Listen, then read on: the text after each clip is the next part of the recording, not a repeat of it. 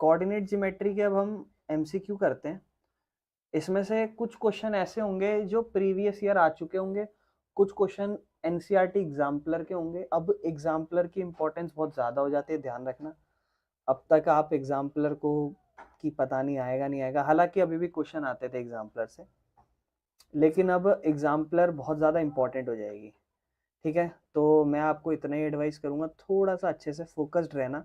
तो यहाँ पर देखो, एग्जाम्पलर के क्वेश्चन का भी देखो कोई लेवल नहीं है। अगर आप ध्यान से देखो, फर्स्ट क्वेश्चन कितना ही आसान है, आप साइड बाय साइड करते चलो, मैं आपको कराता चलूंगा। ठीक है, आंसर्स को तो देखो जी, जो फर्स्ट क्वेश्चन है आपका वो क्या कहता है कि एक पॉइंट है 0,-7। आप बस कुछ मत करना, जब भी आप क्वेश्चन देखोगे, जब भी आपको क्वेश्चन में 0 दिखाई दे, तो आप समझ जाना कि वो क्वेश्चन जो है एक्सिस पे लाई करता है, क्योंकि हमने कल ही ये पढ़ा था। अच्छा, किसका वैल्यू 0 है, एक्स का वैल्यू 0 है या वाई का? एक्स का वैल्यू 0 है, इसका मतलब किस एक्सिस पे लाई करता है? वाई एक्सिस पे। यानी कि वाई एक्सिस पे आता होगा तो देखो कि कुछ भी नहीं है, खत्म, यही तो करना था। उसने पूछा है कि किस एक्सिस पे लाई करेगा, वाई एक्सिस पे। कितना ज्यादा आसान है, ठीक है ना। अभी देखो, अभी अभी अपन पढ़ चुके हैं, the point at which two coordinate axis meet. एक ऐसा कोऑर्डिनेट बताओ जहां पे दोनों एक दूसरे को मिलते हैं, क्या कहते हैं उसे? बताओ। ओरिजिन, ओरिजिन पे ही तो मिलते हैं दोनों। देखो चीजें कितनी, और आप देखो, खुद देखो आप इसको, ये एनसीईआरटी के क्वेश्चन है, पहले 3-4 सोचो। एग्जाम्पलर के क्वेश्चन का लेवल अच्छा होता है, आपको देखना इस बुक से हम जब भी करेंगे ना क्वेश्चन, तो आप देखोगे क्या कि जो भी एग्जाम्पलर का क्वेश्चन आएगा ना, उसका लेवल थोड़ा अच्छा हो सकता है। ठीक है ना। चलो, अब देखो कितना ही अच्छा सवाल है ये वाला देखना ध्यान से। क्वेश्चन नंबर 3, एब्सिसा का मतलब क्या होता है? एक्स का वैल्यू, है ना। तो कहता है एक्स का जो वैल्यू होगा उस एक्स एक्सिस के, अब जायज बात है अगर ये एक्स एक्सिस होता था, है ना, इस एक्स एक्सिस पे एक्स का वैल्यू क्या होता था मेरे भाई आयुष, तुम बताओ। 0 तो नहीं होता था। एक्स एक्सिस पे किसका वैल्यू 0 होता था? वाई का। एक्स एक्सिस पे वाई का वैल्यू 0 होता था। उसने पूछा है abscissa of all point on the x axis, मतलब जितने भी एक्स एक्सिस हैं उस पे एब्सिसा जो होगा वो कुछ भी हो सकता है। क्योंकि अगर आप देखोगे एब्सिसा 0 भी हो सकता है, 1 भी हो सकता है, 2 भी हो सकता है, 3 भी हो सकता है, 4, और ऐसे ही सेम नेगेटिव के नंबर भी हो सकता है। यानी कि एब्सिसा जो है ऑल पॉइंट्स का एक्स एक्सिस पे कोई सा भी नंबर हो सकता है। क्लियर है, कोई दिक्कत तो नहीं है। फिलहाल नेक्स्ट क्वेश्चन पे देखते हैं। क्वेश्चन नंबर 4 जो आपको लिखा हुआ है, क्वेश्चन नंबर 4 में आपको कहता है कि एक एब्सिसा है, एब्सिसा मतलब एक्स का वैल्यू, और फिर बोलता है ऑर्डिनेट, ऑर्डिनेट मतलब वाई का वैल्यू। कहता है सेकंड क्वाड्रेंट में, ये फर्स्ट क्वाड्रेंट होता था हमारा और ये सेकंड क्वाड्रेंट। कहता है सेकंड क्वाड्रेंट में क्या सिचुएशन या सिनेरियो रहता है। क्योंकि एमसीक्यू है तो आप सोच लो अपने आराम से क्या क्या पॉइंट्स हो सकते हैं इन चारों, सोच लो, ऑप्शन टिक कर लो, ए बी सी डी जो आपको लगता है, फिर हम लोग देखेंगे, फिर मैं आपको एक्सप्लेन भी करूंगा क्या चीज होगा इसका आंसर। सोच लिया आपने, ए बी सी डी क्या हो सकता है? ए ऑप्शन आपको कहता है प्लस और प्लस, बी ऑप्शन कहता है माइनस माइनस, मतलब प्लस और प्लस मतलब एक्स का वैल्यू भी पॉजिटिव और वाई का भी पॉजिटिव। सेकंड में एक्स का वैल्यू नेगेटिव, वाई का नेगेटिव। थर्ड में हमें बोलता है एक्स का वैल्यू नेगेटिव, वाई का पॉजिटिव, और फोर्थ में कहता है एक्स का पॉजिटिव, वाई का नेगेटिव। तो आपको कहता है बताओ भाई क्या आंसर होने वाला है? ऑप्शन सी बिल्कुल सही, क्योंकि अगर हम देखेंगे ग्राफ पे सेकंड क्वाड्रेंट मतलब ये वाला एरिया, इस पे अगर आप देखोगे ये एक्स एक्सिस होता है और ये वाई एक्सिस होता है। ये एक्स का वैल्यू सारा पॉजिटिव होता है और इस तरफ सारा एक्स का वैल्यू नेगेटिव होता है, और इस तरफ वाई का सारा वैल्यू पॉजिटिव, यानी कि आंसर नेगेटिव और पॉजिटिव आएगा। और जिसको नहीं समझ में आया भैया ये क्या है, वो तो रट्टा मार लो, 4 साइन मैंने आपको बताए थे कल, है ना। चलो, अब अगला क्वेश्चन थोड़ा सा अच्छा हो गया। नेक्स्ट क्वेश्चन क्या है देखते बड़े ध्यान से। ट्राइंगल एओबी का एरिया बताओ। तो पहले ट्राइंगल हम एओबी बनाते हैं। अब देखो ये वाला क्वेश्चन एग्जाम्पलर का भी नहीं है, पर फिर भी अच्छा क्वेश्चन लग रहा है। कहता है the area of triangle O A B, तो आपको अच्छे से ट्राई करना है। ठीक है ना, हम लिख लेते हैं इसको, चलो ए ओ और बी हम इसको नाम दे देते हैं। ये लो जी, हमने नाम दे दिया इसको। कहता है इसके वर्टिसेस, तो आपको ए का वर्टिसेस क्या दे रखा है? 0,6 दे रखा है। बी का वर्टिसेस आपको 0,0 दे रखा है, और सी का वर्टिसेस आपको 6,0 दे रखा है। जस्ट मैं इसकी एक रफ फिगर बना रहा हूं। अब आपको इसको करना कैसे है, देखो मेरी बात ध्यान से समझना, ये आपके पेपरों में आए। इसको करना कैसे है, बड़ा ही सिंपल है, ध्यान से समझो। आप ग्राफ बना लो, ये बना लिया हमने ग्राफ, ठीक है। क्लियर है, ये हमारा ग्राफ बन गया। बड़े ही ध्यान समझना। अब इसको एक सेकेंड रुको, इसको थोड़ा सा और साइड करते हैं और इसको थोड़ा और छोटा कर लेते हैं। हाँ जी, बड़े ध्यान समझना। ये हमारा ग्राफ है, ठीक है।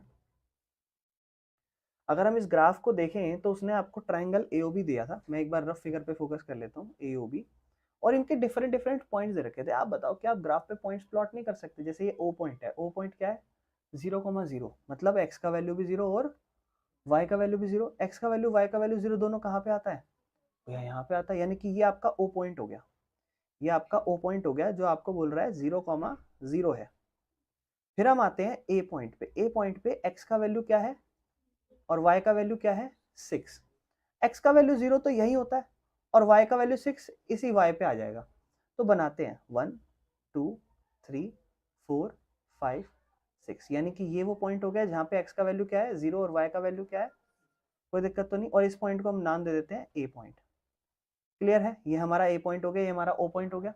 अब तीसरा आपको क्या कहता है, b पॉइंट, जहां पर x का वैल्यू क्या है 6 और y का वैल्यू क्या है 0। तो अब बड़े ध्यान समझना, x का वैल्यू 6 y का वैल्यू 0, मतलब x का वैल्यू 6 कहाँ, जहाँ पे 1 2 3 4 5 6, x का वैल्यू 6 तो यहाँ होगा और y का वैल्यू 0 इसी पे होगा। क्योंकि आप देखो ये वाले जो पॉइंट्स हैं ये ऐसे हैं जो जब y का वैल्यू 0 होता है तो x एक्सिस पे ही लाई करेगा, और यहाँ पर x का वैल्यू 0 था तो y एक्सिस पे ही लाई करा, इस तरीके से, यानी कि इसका पॉइंट यहाँ बनेगा। अब आप देखो इन तीनों से ट्राइंगल बनता है, तो हम एक काम करते हैं, इसको थोड़ा रंगीन कलर का ट्राइंगल बना लेते हैं, ठीक है ना। रंगीन कलर का ट्राइंगल, जैसे ध्यान से देखना अब इसका रंगीन कलर का ट्राइंगल, ये हमारा एक पॉइंट, ये वाला तीसरा पॉइंट बना था अभी हमारा, इस पॉइंट को नाम दिया था हमने बी, जो कि था एक्स का वैल्यू 6 और वाई का वैल्यू 0। अब यहाँ से हम ट्राइंगल बना रहे हैं, बड़े ही ध्यान से देखना, ये देखो, क्या आपको ये ट्राइंगल नजर आ रहा है? क्लियर है, कोई दिक्कत तो नहीं? अब मेरी बात बड़े ध्यान समझना, इसमें कंफ्यूजन होती है, लोग सोच नहीं पाते, बट इसमें ऐसा कुछ है नहीं, बहुत आसान है। इसका आपको क्या निकालना था, एरिया। अच्छा ये बताओ, एक और चीज़ वैसे आपको बढ़िया बताता हूँ, 9th क्लास में ट्रायंगल का एरिया निकालने का एक नया तरीका आप और सीखने वाले हो। इसका एक प्रॉपर चैप्टर होता है जिसका नाम होता है हीरोन्स फार्मूला, वो भी समझेंगे, वो अभी के लिए नहीं है। लेकिन अभी तक आपने जो एरिया ऑफ ट्रायंगल पढ़ा है, आप मुझे बता सकते हैं एरिया ऑफ ट्रायंगल का फॉर्मूला आपने क्या पढ़ा है? आप बोलोगे भैया एरिया ऑफ ट्रायंगल का फॉर्मूला होता है half multiply base multiply height, यही पढ़ा आपने फॉर्मूला। आप देखो हाफ और बेस और हाइट होता है, ये आपको ट्रायंगल नजर आ रहा है। आप इस ट्रायंगल में मुझे बताओ क्या इसे आप बेस कह सकते हो? हाँ, ये 0 से लेकर कहां तक जा रहा है, 6 तक, मतलब बेस की पूरी वैल्यू कितनी हो गई, 6, है ना, 0 से लेकर 6 तक। हाइट ये नजर आ रही है आपको, ये कितनी हो गई पूरी वैल्यू, ये भी 6 हो गई। यानी कि आप इसे हाइट कह सकते हो, इसे बेस कह सकते हो, और दोनों की वैल्यू 6 है। तो कुछ नहीं, हाफ बेस की जगह क्या लिखोगे 6, हाइट की जगह क्या लिखोगे 6, ये कटा एक नंबर पे और ये 3 नंबर पे, क्या बचा 3 बचा, और ऊपर सिर्फ 6 बचा, 3 6 18, आंसर आ गया 18 सेंटीमीटर स्क्वायर या मीटर स्क्वायर जो भी है, फिर स्क्वायर यूनिट। यहाँ आपको यूनिट नहीं दे रखी थी, क्या आपको सेंटीमीटर मीटर दे रखा था? नहीं, तो आपको कुछ नहीं दे रखा था, तो आप लिखना 18 स्क्वायर यूनिट, क्योंकि आंसर हमेशा एरिया स्क्वायर में आता है, तो इसलिए ऐसे 18 स्क्वायर यूनिट। बताओ, दिखने में थोड़ा लग रहा था पर ये कोऑर्डिनेट ज्योमेट्री है, आपको कुछ नहीं करना, ग्राफ पे खेल करना है पूरा। समझ में आया ये क्वेश्चन? क्लियर है, कोई दिक्कत तो नहीं है?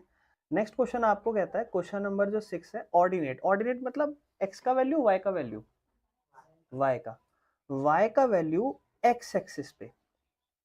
2 मिनट के लिए एक्स एक्सिस बना लेते हैं। अगर हम ग्राफ देखेंगे, ये हमारा ग्राफ हो गया, कौन सा एक्सिस बोला था उसने, एक्स एक्सिस, है ना, एक्स एक्सिस बोला था। एक्स एक्सिस मतलब ये, इस पे हमने पढ़ा हुआ था अगर एक्स एक्सिस है तो किसकी वैल्यू 0 होती है, वाई की, और उसने पूछा ही क्या है, ऑर्डिनेट, का ऑप्शन क्या हो जाएगा, ए।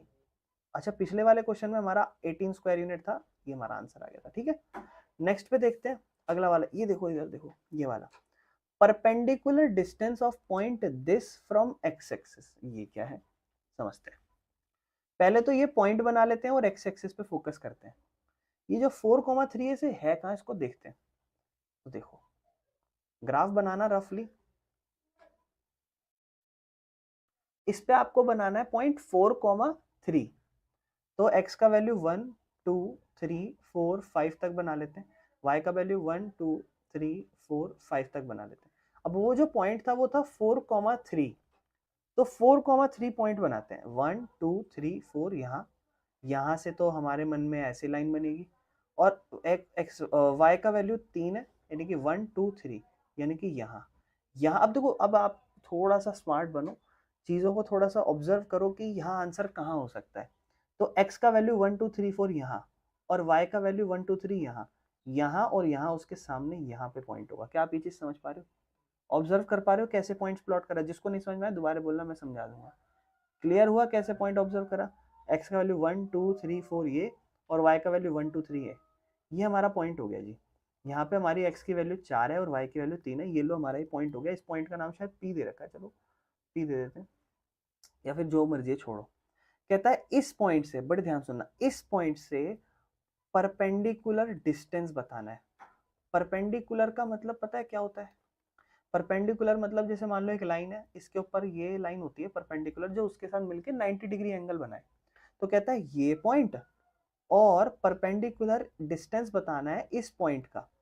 इस पॉइंट का परपेंडिकुलर डिस्टेंस बताना है किसके साथ? एक्स एक्सिस के साथ, है ना। एक्स एक्सिस बोला था ना उसने, एक्स एक्सिस मतलब ये इस लाइन के साथ परपेंडिकुलर डिस्टेंस एक्स एक्सिस का, ये एक्स एक्सिस है। और इस पॉइंट और इस लाइन को देखो, उसके बीच में परपेंडिकुलर डिस्टेंस ये बनेगा, ये स्ट्रेट लाइन बनेगी, और देखो इनके बीच में 90 डिग्री एंगल बनेगी। आप कहता है इन दोनों पॉइंट का डिस्टेंस बताओ, तो देखो यही है, इन दोनों पॉइंट के बीच में डिस्टेंस कितना होगा बताओ?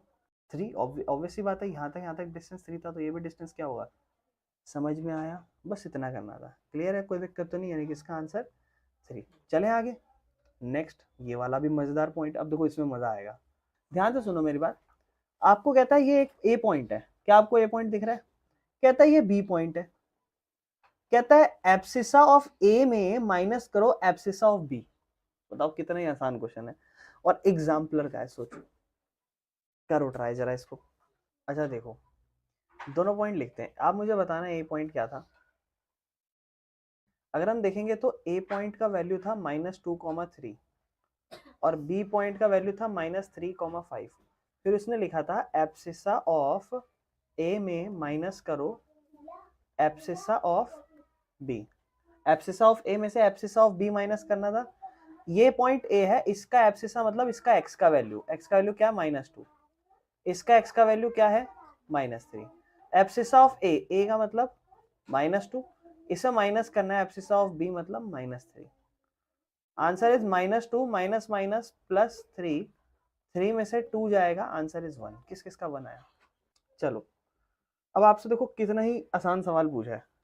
कह रहा है एक पॉइंट ये रहा और एक पॉइंट ये रहा। कहता है ये किस में लाई करते हैं? सर पहला कहता है कि भाई दोनों सेम क्वाड्रेंट में आता है, फिर कहता है कि जी पहला तो दूसरे में आता है, दूसरा चौथे में आता है, फिर कहता है ये वाला दूसरे में आता है और ये वाला तीसरे क्वाड्रेंट में आता है, फिर चौथा ऑप्शन आपको तो कहता है ये वाला फोर्थ क्वाड्रेंट में आता है और ये वाला सेकंड क्वाड्रेंट में आता है। ट्राई करो, आप बताओ किस क्वाड्रेंट में आता है, फिर मैं बताता हूँ आपको।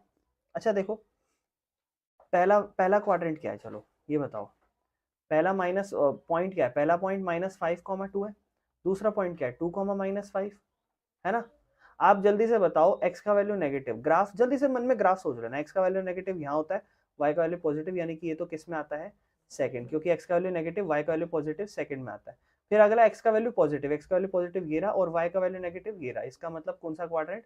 फोर्थ। तो सेकंड में आता है और फोर्थ में आता है। कौन सा ऑप्शन हुआ? सेकंड और फोर्थ, ऑप्शन सी। कोई दिक्कत तो नहीं है? चले आगे। ठीक है जी, ठीक है। Next question, on plotting the points 0 0 5 0 5 3 0 3 और फिर ज्वाइन करा इन सबको, तो कौन सी फिगर बनी?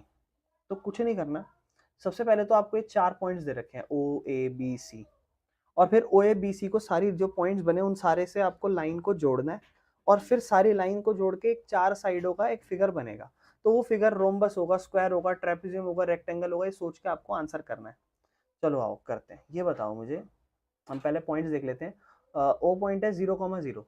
तो सबसे पहले हमने कुछ नहीं करना, हमने तो ग्राफ बनाना है।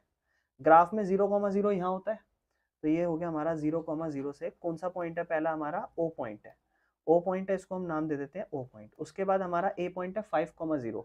5,0 मतलब एक्स का वैल्यू 5, 1 2 3 4 5, एक्स का वैल्यू 5 लेकिन वाई का वैल्यू 0 है, तो यही हो जाएगा इसका पॉइंट, ए पॉइंट। ए पॉइंट हो गया हमारा 5,0। ये लो हमारे 2 पॉइंट हो गए सिलेक्ट, कोई दिक्कत तो नहीं है। उसके बाद तीसरे पॉइंट पे आते हैं। तीसरा पॉइंट है 5,3, मतलब एक्स का वैल्यू तो 5 लेकिन वाई का वैल्यू 1 2 3। थोड़ा सा ऊपर बना देते हैं, एक सेकेंड। y का वैल्यू कितना 3, y का वैल्यू 3 यहाँ होता है, x का वैल्यू 5 यहाँ होता है, ये दोनों यहाँ मिलेंगे, ये बन गया हमारा तीसरा पॉइंट AOAB। फिर उसके बाद चौथा पॉइंट C 0,3 मतलब 0,3 0,3 मतलब x का वैल्यू 0, x का वैल्यू 0 यही होगा, y का वैल्यू 3 1 2 3 यहाँ होगा y का वैल्यू 3, ये लो जी, यानी कि C पॉइंट हमारा बन गया 0,3। और अब इन लाइनों को आप ना आपस में मिला दो, अगर आप इन लाइनों को आपस में मिला दोगे एक फिगर बन गई, देखो 4 साइड वाली।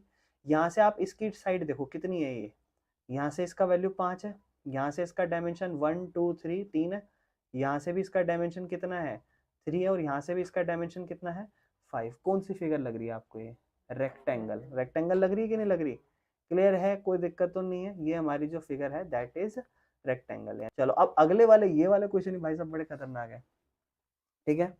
इमेज पॉइंट बताना है -3,4 इन y एक्सिस, मतलब ध्यान समझना, y एक्सिस दे दिया आपको, ठीक है ना। अब देखो इमेज, इमेज समझते हो, जैसे मान लो मैं आपको थोड़ा सा एक जस्ट फॉर एन एग्जांपल समझाता हूँ। जैसे मान लो ये मेरा एक ग्राफ है, इस ग्राफ पे मान लो जस्ट फॉर एन एग्जांपल मैंने यहाँ एक पॉइंट रखा, और मान लो ये मेरा शीशा है, ये वाला, इसको नहीं कह रहा मैं, ये मेरा मान लो ये y एक्सिस है, जायज बात है। तो मैं कह रहा हूँ शीशे पे कहाँ दिखाई देगा, आप बोलोगे शीशे में यहाँ दिखाई देगा, तो ये इसकी मिरर इमेज हो गई। कौन सी इमेज हो गई, मिरर इमेज। तो मिरर इमेज इस तरीके से निकालते हैं, क्लियर है। तो मैं पहले आपको एक क्वेश्चन देता हूँ, आप ट्राई करना है इसका। क्वेश्चन नंबर 11th में the image of the point -3,5 in y axis निकालना है, जो ये क्या कोऑर्डिनेट होगा बताओ।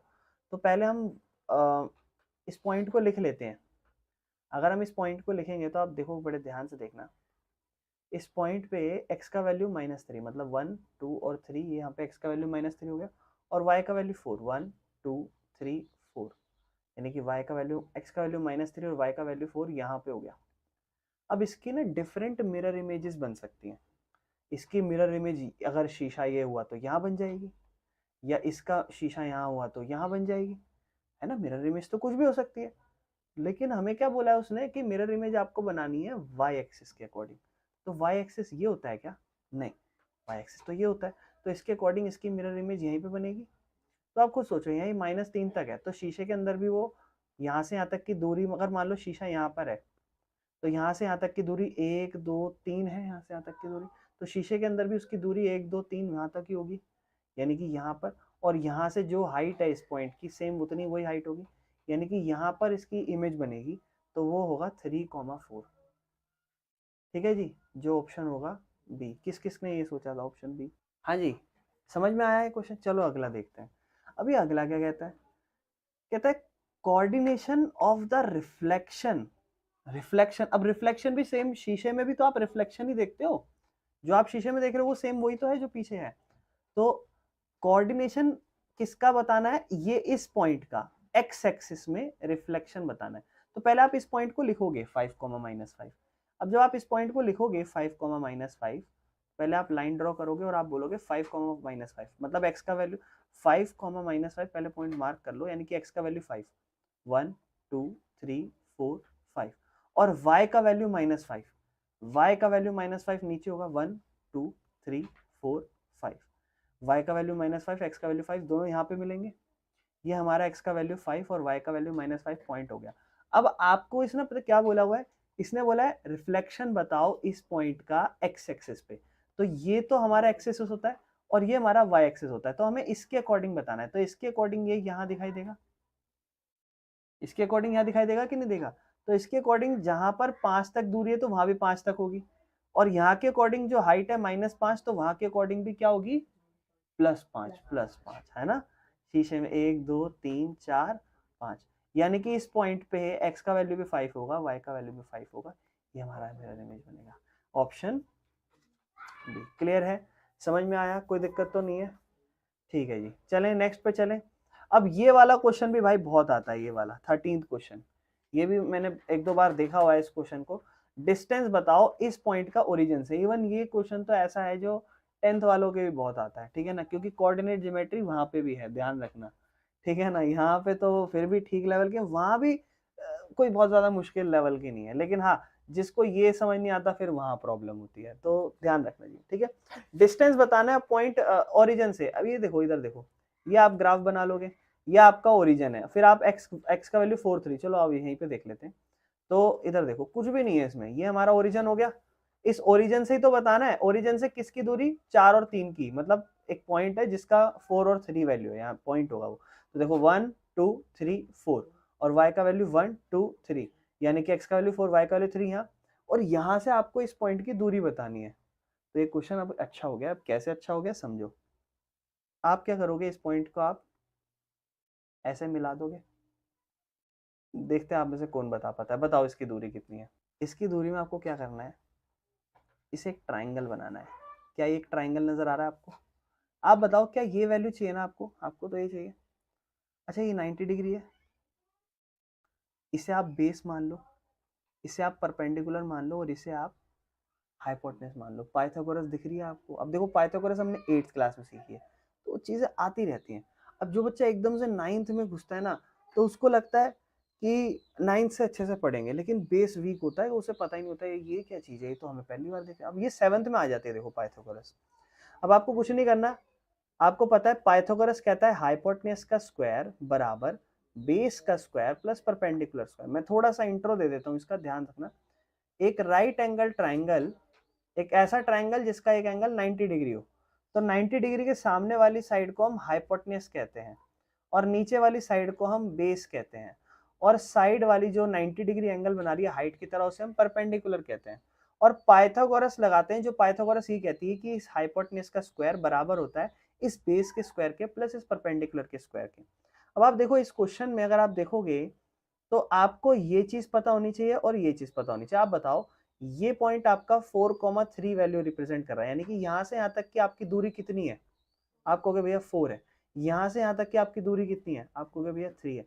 यानी कि आपके पास परपेंडिकुलर की वैल्यू कितनी आ गई? 3। 3 का आपको स्क्वायर करना है।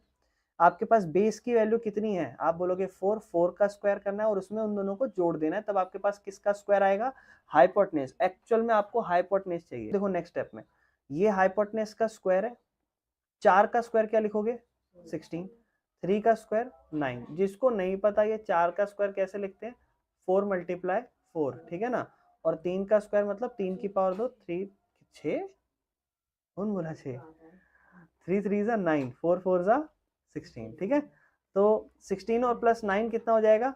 25। अब आपको एक्चुअल में ना, आपको तो सिर्फ h चाहिए हाइपोटेनस, और ये तो h का स्क्वायर आ रहा है। तो आप मुझे बताओ 25 किसका स्क्वायर होता है?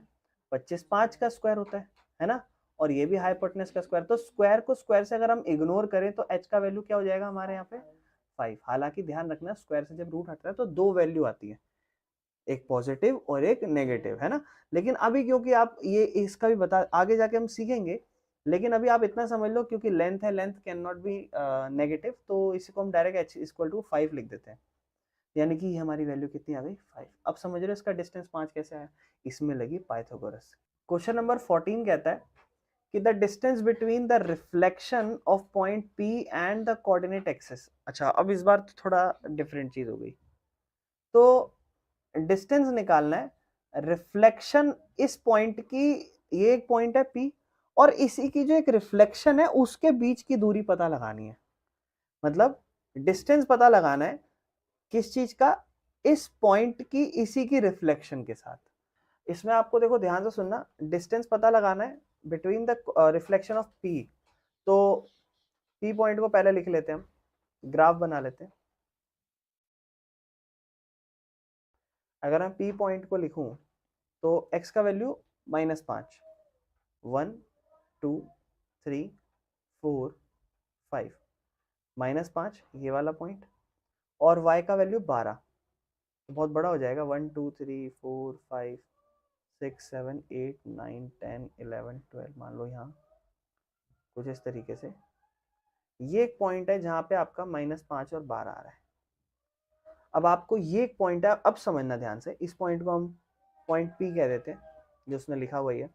कहता है distance between the reflection of the point P, इसका P point, and coordinate axis, और कोऑर्डिनेट एक्सिस के बारे में। आप देखो इसका रिफ्लेक्शन जनरली क्या कर सकते हो?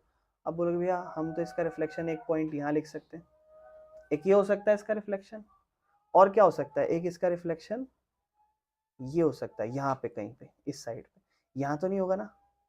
इस पॉइंट पे अगर आप इसका रिफ्लेक्शन करोगे, आप बोलोगे भैया -5 है, तो इसका रिफ्लेक्शन 1 2 3 4 5 और हाइट 12 तो 12 ही रहेगी, है ना, यानी कि इसका पॉइंट 5,12 हो जाएगा। लेकिन एक और भी तो रिफ्लेक्शन हो सकती है इसकी एक रिफ्लेक्शन यहाँ भी हो सकती है। यहाँ रिफ्लेक्शन क्या होगी, बोले भैया यहाँ -5 है, यहाँ भी क्या होगा, ये -5 ही होगा, लेकिन नीचे तक जो इसकी वैल्यू आएगी, जैसे ऊपर 12 तक है तो नीचे तक इसकी वैल्यू -12 होगी। अब आप बताओ कौन सा पॉइंट के बीच में डिस्टेंस मांग सकता है आपसे, तो हमें नहीं पता, लेकिन उसने पूछा है, बड़े ध्यान से सुनना मेरी बात, क्वेश्चन की लैंग्वेज समझो। उसने आपको क्या बोला है, उसने बोला है भाई the distance between the reflection of point P in the coordinate axis. तो आप देखो इसकी दो रिफ्लेक्शंस है, इन दो रिफ्लेक्शन पॉइंट का डिस्टेंस बताओ, ये इन दोनों के बीच की ये दूरी। अभी जस्ट आपने क्वेश्चन करा, फिर से इसको वैसे ही करना है। ये देखो, आप इसे कहोगे भैया ये 90 डिग्री है, ये सामने वाला हाइपोटेन्यूज, इसे हम कह देंगे बेस और इसे हम कह देंगे परपेंडिकुलर।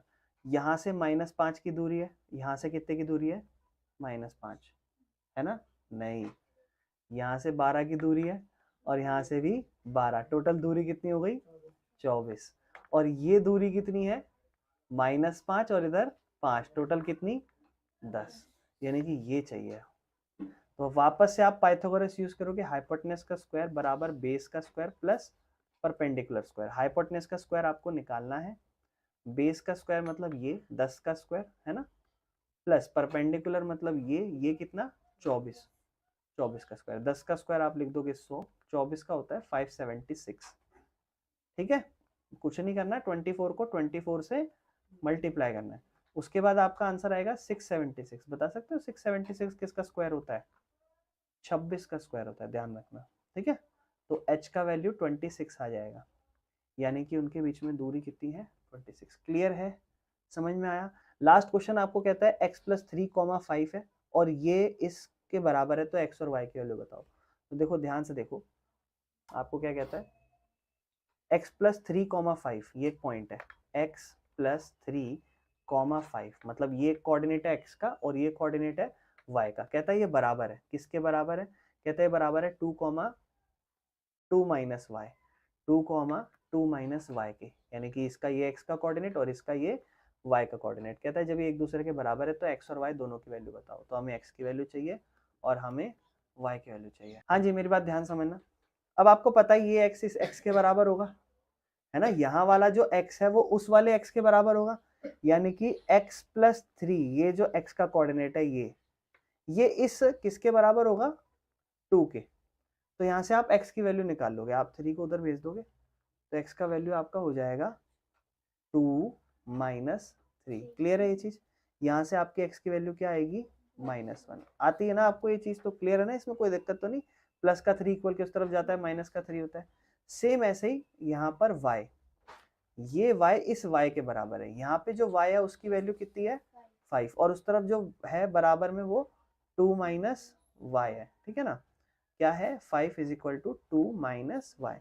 यहाँ से आपको y की वैल्यू चाहिए, y को यहाँ भेज दो और 5 को यहाँ भेज दो। माइनस का y है, उधर जाके प्लस का y हो जाएगा, 2 यहीं पर ही रहेगा और प्लस का 5 है, इक्वल के उस तरफ जाके माइनस का 5 हो जाएगा, जिससे y की वैल्यू आएगी 2 - 5 इज -3, यानी कि ये आपकी दो वैल्यू आएंगी जो कि यही है दोनों वैल्यू। ठीक है, क्लियर है, समझ में आया।